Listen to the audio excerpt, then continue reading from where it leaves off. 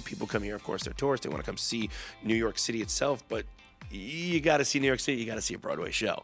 And like you said, there's people that have been like, listen, I've been a fan of you from NSYNC, but I'm seeing a Broadway show for the first time. I've never, and I think this is a great show to ease into somebody that have never seen a Broadway show before, because again, you're familiar with the music, you're familiar with these songs, and it ties into these scenarios in the script.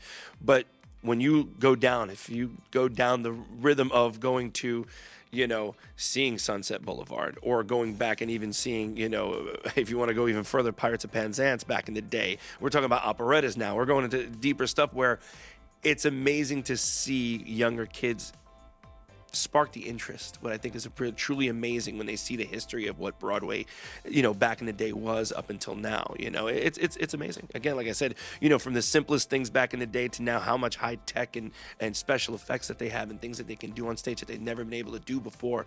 You got a car going in the air, flipping upside down in Back to the Future on stage. It's amazing. It's just rewarding all around. I love being able to tell a story. I love being on live stage. You get the instant gratification right there, as opposed to being on film, which film is great, but getting the instant laughter, and you never know what's going to happen. And if something screws up, that is just show business, and the show must go on, and you just got to keep going with it and see what happens.